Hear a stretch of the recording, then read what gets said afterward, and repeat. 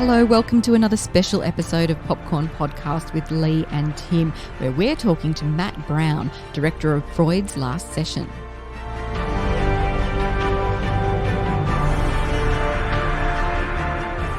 I'm Timmy Bland, movie buff. And I'm Lee Livingstone, entertainment journalist. And we love to talk all things movies. But first, let's talk about Freud's Last Session, which is set on September 3, 1939. The world is on the brink of a Second World War, and two of the greatest minds of the 20th century get together for a monumental debate over the future of mankind and the existence of God. So not very big topics at all. Big themes.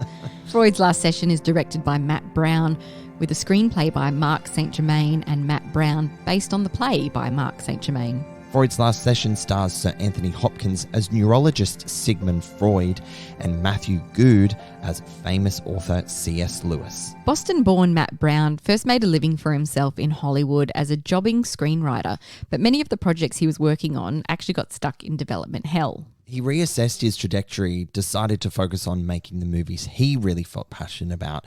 And so The Man Who Knew Infinity was made, starring Dev Patel and Jeremy Irons, about a pioneering Indian mathematician. I think everyone's heard of The Man Who Knew Infinity, right? Yes, an incredible cast to back up one of his first films. Yeah. As a double major in English and political science, Brown is obviously interested in life's big questions and the heart of the human condition, and that is evident in this film that he makes. Freud's Last Session is an imagined conversation between two intellectual greats.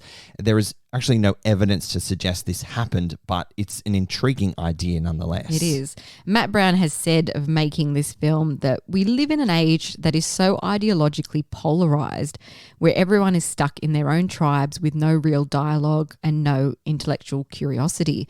I want to make a film for all audiences that can be emotional, thought-provoking, and creative. Now, with that in mind, Brown joins us today to discuss how he convinced Anthony Hopkins the role of Freud was right for him, how to hold on to our beliefs while still respecting differing opinions, what a crazy concept that is these days, and how he put that philosophy into practice while collaborating with playwright Mark St Germain on Freud's Last Session. Let's take a listen.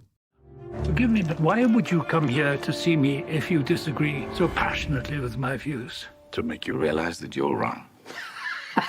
Hi, Matt, and welcome to Popcorn Podcast. I'm really thrilled to speak to you about your film. Congratulations. Thank you. Thank you very much. Good to be here. Now, this is an imagined meeting between two of the most interesting minds of the 20th century, and probably this century too, let's be honest. But how much of the real men did you want Anthony and Matthew to bring to their performances?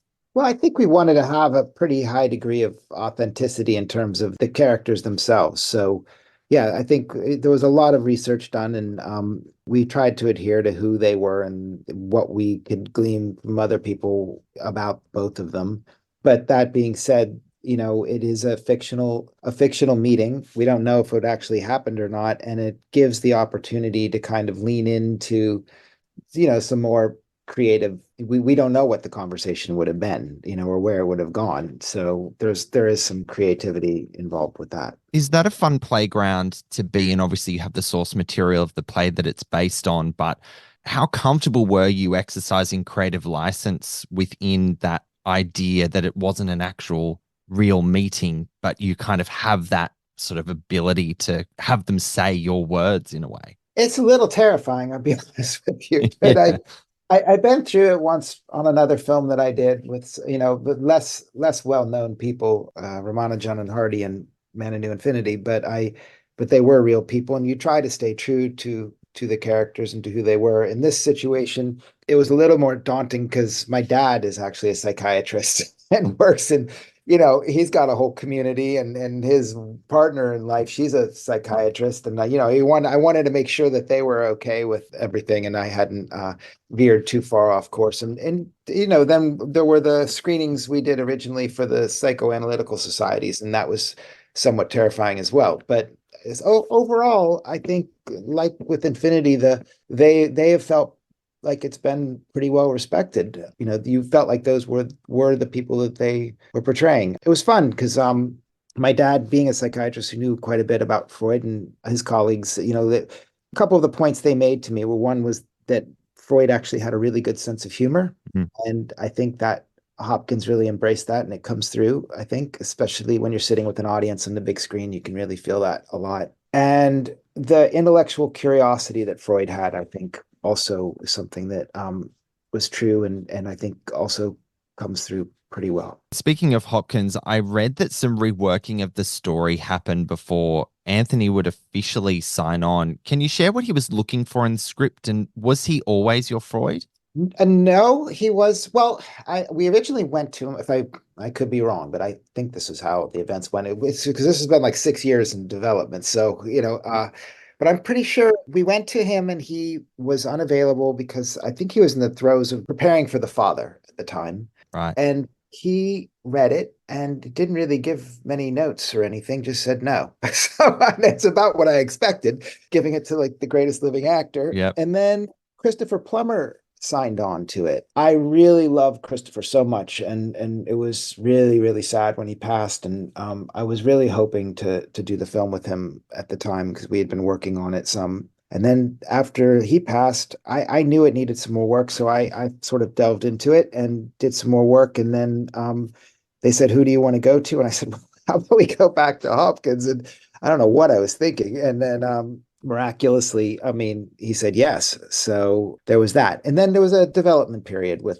Tony, and we, I think it was over the course of about a year of really him opening up and sharing with me his feelings and thoughts about it, and reworking stuff, that as one does as they're preparing for a film. So, and that was incredible because he saw this as an opportunity to share a lot of himself over the course of a lifetime. You could draw on so much because it's somebody looking back at their life. I felt that really contributed to the whole thing, because it really, to me, in many ways, is about us coming to terms with our mortality. Yeah, absolutely. And perhaps it was cathartic for Anthony to play in that space as well, with such an illustrious career and have such rich sorts of material to kind of play in that space of looking back and reflecting on life and your place in it.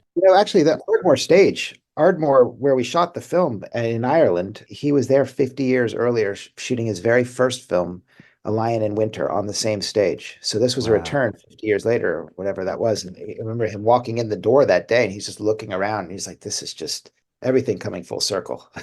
Well, you know what? I'm glad he changed his answer from no to yes. Yeah. He was probably very grateful for that full circle moment for him. Matt, we live in a world where differing opinions are constantly shouted at each other in one-way tunnels, that echo chamber, right? Have we lost the ability to have intellectual discussions and accept differing opinions like Freud and Lewis? I would argue that we, like as in the actual people, haven't. The people that tell us how to think and what to feel, I would say, have. So, it's the difference between critics and audiences, I guess. Right. And that's real. It's real, and I feel like the media today, there's just these agendas that are just so strong and so biased. And I don't even know that half the people that are saying the things they say believe the things that they say. They're just on that side, and that's where they're getting their paycheck from. But Yeah. I think that most people generally are smart enough and intuitive enough to be able to take some good from another point of view or some other side, and there is more of a middle ground. And that's what this film was trying to say, is that we don't have to cave. We can still believe what we believe, but we can actually enjoy and respect the debate, or who the person is we're debating with, and despite their flaws, because we're all flawed. Because the conversation's quite playful between the two at times, so it shifts that tone, and it's quite enjoyable for an audience to be witness to such intellectual conversation, but they're also tormenting each other about it, but they're still shaking each other's hands, so to speak, at the end of it all. I think it's really striking. Yeah, thanks. That's what that was really, I wanted people, when they finished the film, whether they agreed or disagreed, they could go out and have a coffee or a beer or whatever it is and just talk about things that they'd normally be too scared to talk about, or discuss the film. Just to build on that, do you think there's something for audiences to learn from Freud and Lewis's conversations about life, or I guess it's open to interpretation, or is it more a cautionary tale about extremes and enlightenment? Interesting question. I don't know that there's going to be any new revelations that anybody hears here. I mean, it's not how can we know? I mean, what more is there to be said about what we don't know? I don't know. What's novel about it is this idea of watching somebody who's right near death, examining their life and going through those emotions and thinking back on their life and their personal flaws, and having somebody else hold them a little bit accountable and be able by the end of it to actually see and witness this change in these two people that have actually come to grow and appreciate one another. And Mm. I Because that's what's new about it. That's what's interesting, I think. Speaking of what else is new about this project, I guess, and speaking of differing opinions, what was the push and pull like of adapting someone else's work with that person, with Mark, who wrote the play?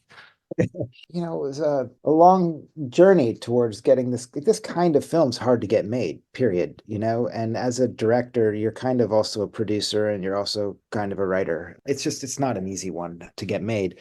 And with Mark, I mean, it was challenging because he's a playwright, and his words were beautiful, and the play worked beautifully as a play. And then we're trying to turn it into a film, and there's some push and pull with that. But Mark was pretty wonderful. So at a certain point, I probably took over on it and worked with actors, and they have their points of view and what they want to bring to it, and I think that's what also makes it special. I mean, film's incredibly collaborative. It just is. And I don't it just takes so many different people: your production designer, your costume designer, your cast, your everybody. That's the beauty of it. It's also the living hell at times. It's, The beautiful living hell that is filmmaking. Just building on that adaptation process, what did working within the medium of film with this story allow to do with it that a stage play couldn't?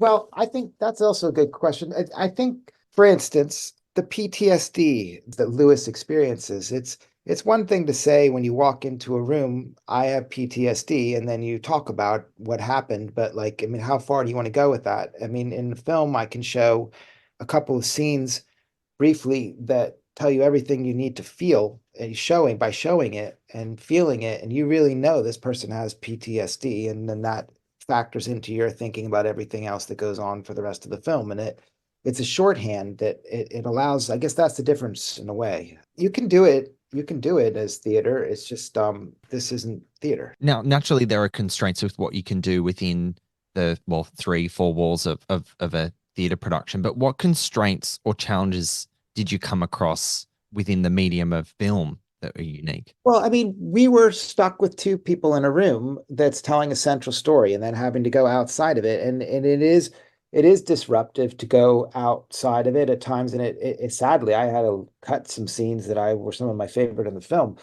because you just need to stay with them in the room more. And that was something that I think if you see the film on the big screen with an audience, it probably works better because you're in a more of an emotional communal journey with it. But it is the challenge of balancing going away from them and then coming back. And it's the yin and the yang of that, I guess. It's a tricky thing, and it requires patience, and it requires patience from an audience in a day and age when everybody's got zero patience and they're watching TikTok. So it's asking a lot, but I think it's worth it for this kind of a film to have that patience and to try to understand what made these people into who they became. It's just it's all part and parcel. Now, speaking of the attention economy, your films often deal with big ideas in a world of blockbusters and franchises or TikTok. How do you choose your projects? What speaks to you? I mean, I'm drawn to the bigger themes. It's probably just from my own personal. I mean, I experienced a lot of loss, a lot of unfortunate incidents in my life with friends who I lost, and as a result of that, I've sort of examined my own mortality at different times, and I've spent time as a caregiver, and it's something that I guess you work out that in your art, and my art happens to be trying to do these films, and so I'm drawn to these kind of stories, which are inevitably more difficult to get made, longer, and less money and shorter schedules, but we do what we love. So Absolutely. And that's all you can ask for, right? As an artist. So I'm glad that you're still fighting the good fight in that way. There's always a place for those tentpole films, but we need that equilibrium in our lives and have conversations about yeah. life like your own. I want to talk about Matthew and Anthony, we've got two actors at the top of their game going head to head. Did you ever have times where you were just so mesmerized and forgot that you were directing them?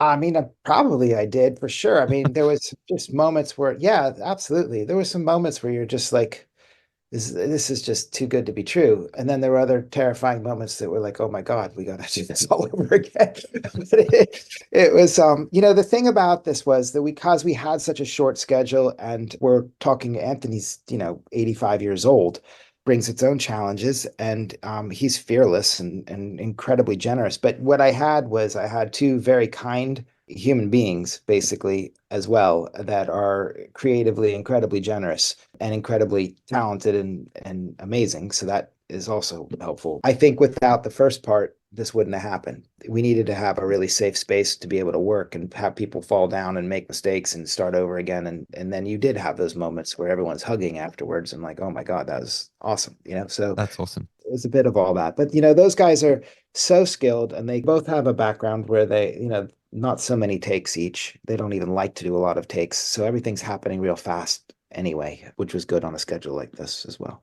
Yeah. So time constraints, not many takes. Does that mean that you didn't have much of an opportunity to rehearse before? What was that process or opportunity like? I mean, I didn't on my last film either. I mean, rehearsals sort of just feels like a non-existent thing to me in independent film. So, Right. way we kind of did it was I spent a ton of time with each of them individually before we even got there, and we really worked through all the script questions and all of that, and really felt strong about what we were trying to do. Mm. And then we would spend generally the first part of the day more just sort of blocking and working through rehearsing, sort of semi-rehearsals, but I wouldn't say like full-blown rehearsals, because they both wanted to save it for the moment when the camera was rolling, and I like that as well. So we worked it out a little bit at the beginning of the day, and then the end of the day would be a mad race to complete it. You've worked with Dev Patel before. Sorry, a bit of a shift here. Sure. And we just had him on the show, actually. Oh, get out. Yeah.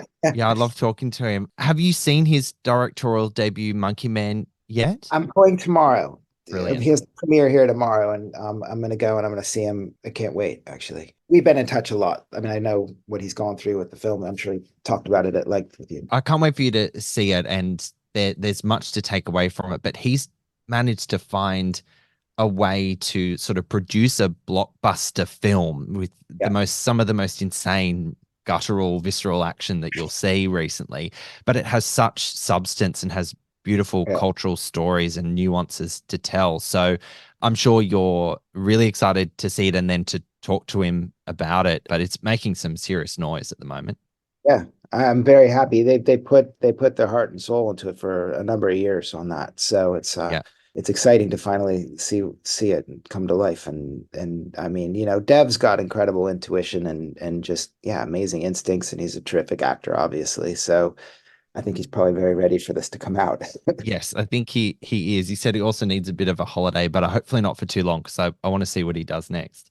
Yeah. Matt, in wrapping up, I've got two final questions for you. What is next? I know this project took many, many years. Are you looking at what's next, or are you having a break? What does that look like for you? Had a few projects over the last couple of years that are coming to a head, and try to see which one goes. Actually been talking to Dev as well. This one project, I think, hopefully is going to happen this September. I'm knocking on wood. Great. Yeah. So it's Scott Free's producing it. It's something we've had in development for a very, very long time. So it should be fun. Amazing. Well, all the best with that. A little bigger, a little more commercial. So that'll be fun too. Awesome. It's all about balance, right?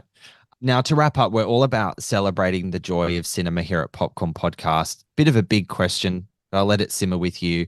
Could you recount an experience at the cinema or a moment on film that has brought you joy? Oh yeah, I could think about like 100 different ones. I mean, I guess when I think about like the real cinematic experiences were when I was young. I was probably like a 13-year-old fan going to, like, I think seeing Raiders of the Lost Ark when the giant boulder was coming down, and I was like in the theater, like everybody else, just being like, what am I watching? And this is so incredible. Or Close Encounters. I guess it was those big Spielberg films when I was really young in the theater, which I guess is how kids are now when they watch all the Marvel stuff or something. But those ones had they were pretty special. So Absolutely beautiful answer. Thank you so much, Matt. I've really enjoyed talking to you, and congratulations with your film. Thanks very much. Appreciate it. Thanks for having me. Well, I wholeheartedly disagree. Well, of course you disagree. You have to disagree. Otherwise, the entire structure of your childish faith would collapse into rubble. So as Matt Brown says, Tim, we can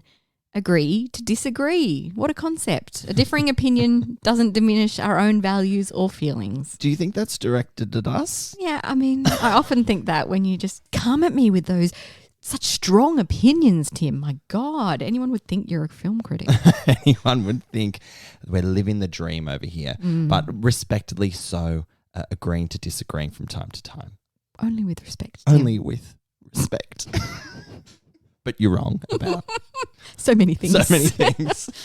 And how great it is that he had the courage to take on Anthony Hopkins' opinion about the script and work with him to come to this fascinating final product. Yeah, it's really inspiring actually to see a creative putting the true meaning of collaboration into work and also championing a filmmaker like Dev Patel, who we also just recently had on Popcorn Podcast. Yes, he was very excited about that, and he was really excited to hopefully check out Monkey Man very, very soon. So I just love that sort of world of artists supporting artists. Yes, more of it, please. More of it. Freud's Last Session is in Australian cinemas from April 18. And as always, friends, thank you so much for listening. And we'll catch you next time. We are now on YouTube, guys, where you will find our latest celebrity video interviews. Simply search Popcorn Podcast with Lee and Tim and make sure you subscribe so you don't miss a single one.